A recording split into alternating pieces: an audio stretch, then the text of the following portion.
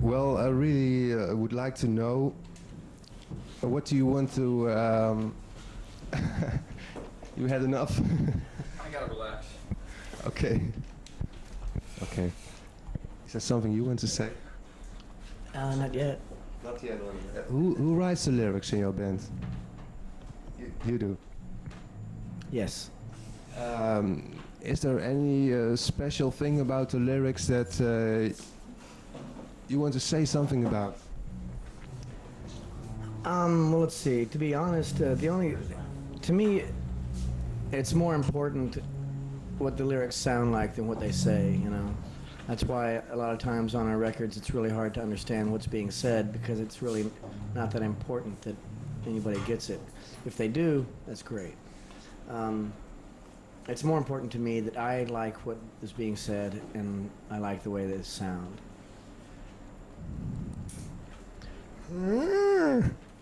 Okay. I hear you.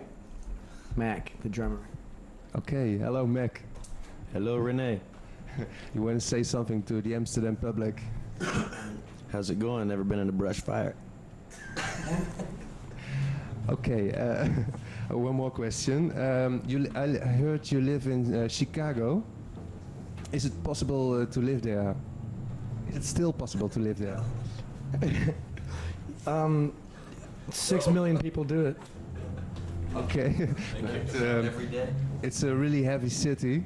A lot of violence and a lot of Hey man, misery. No misery, just violence. There's Happy violence. happy violence, like you know, Violence. you know, you can't get around that. That's just part of. Carrying and kicking ass. Really happy violence here. but is it an inspiration for you to live in a city like Chicago? Maybe for the rest of our daily lives, not for our music. Not for the music. You don't get inspiration from things happening in the city or something like that.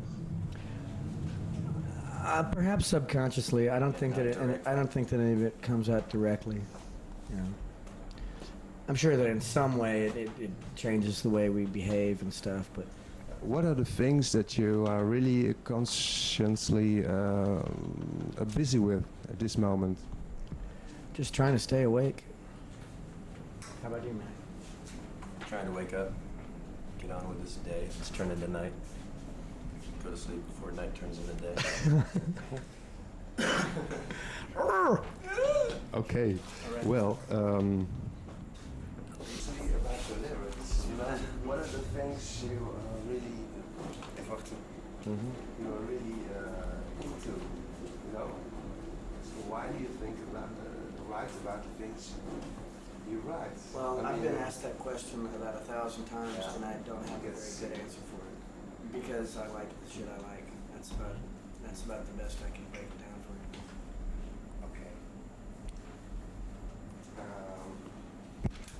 Okay. Okay, one more question.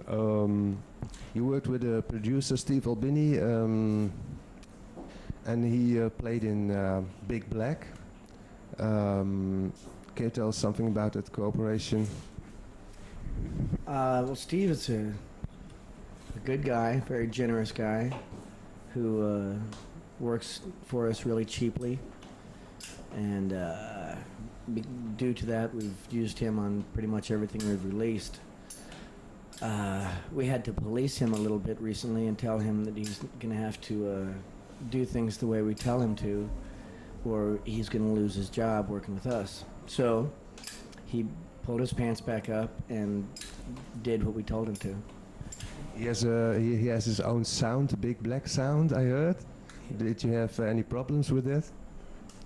Well, he's got a very definite. There's like, particularly with drums, you can tell when Albini's engineered something more than, say, a lot of other engineers might do with the things they do.